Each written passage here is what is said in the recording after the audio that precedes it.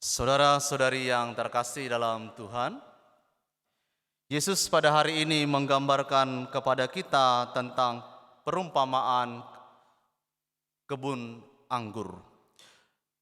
Gereja digambarkan sebagai kebun anggur dan Allah sendiri adalah pemiliknya. Kemudian para pimpinan-pimpinan gereja itu disebut sebagai para penggarap.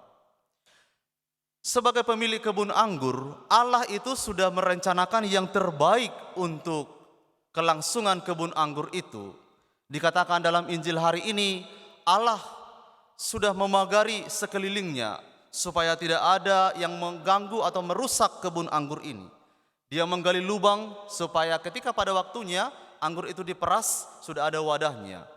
Dia juga membangun menara jaga supaya kebun anggur ini yang disukai oleh Allah ini dapat bertumbuh, mengakar, lalu menghasilkan buah yang manis pada waktunya. Kemudian dia menyewakan kebun anggur itu kepada para penggarap. Lalu dia pergi ke tempat lain. Mungkin kita bertanya para saudara-saudari, bukankah Tuhan Allah dapat menggarapnya sendiri, dapat memeliharanya sendiri dengan dirinya sendiri? Dia dapat melakukannya, tapi itulah Allah. Allah mempercayakan penggembalaan itu kepada umatnya. Supaya apa? Supaya mereka dapat memaksimalkan potensi mereka, dapat melakukan sesuatunya dengan baik. Tapi yang paling penting, pada waktunya tanggung jawab itu harus mereka selesaikan dengan baik. Harus dipertanggungjawabkan kepada Allah. Allah ketika memberi berkat kepada umatnya, ketika memberi rahmat kepada umatnya, Allah tidak mengambil kebebasan umatnya sehingga umat itu terasa bersikap pasif kepada Allah. Rahmat adalah diberikan oleh Tuhan, ditanggapi oleh manusia. Maka manusia itu bertumbuh, berkembang, lalu dia mendapatkan keselamatan. Saudara-saudari yang terkasih, sangat ironis bahwa pada waktunya ketika sudah musim panen, sudah waktunya anggur itu akan dipetik.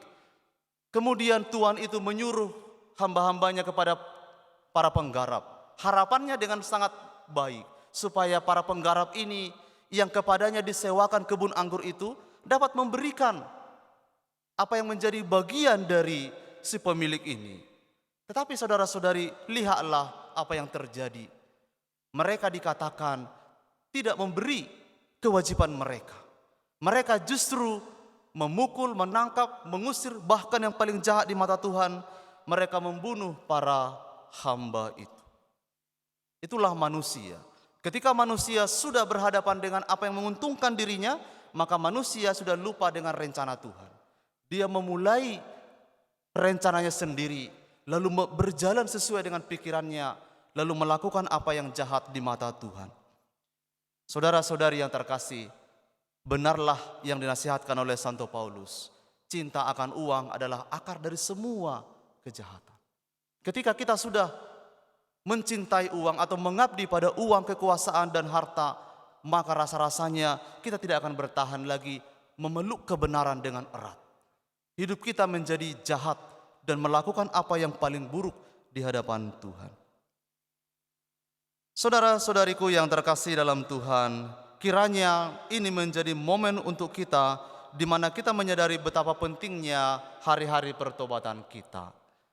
Kita sudah masuki pekan kedua dalam masa pertobatan ini, maka semoga hari-hari kita sungguh boleh di mana kita mengalahkan ego kita, di mana kita menaklukkan, mentaatkan pikiran kita pada rencana Tuhan.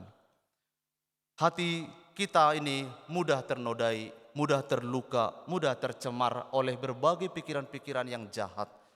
Tetapi ada hati yang tak terbatas, tak ternoda, yaitu hati Yesus. Yesus selalu mengundang kita, datanglah kepadaku kalian yang letih lesu dan berbeban berat, maka kalian akan mendapat kelegaan. Semoga pada momen ini hati kita mendapat kelegaan, karena kita hadir dan menyembah sujud di hadapan Tuhan lewat sakramen Maha Kudus ini. Tuhan memberkati.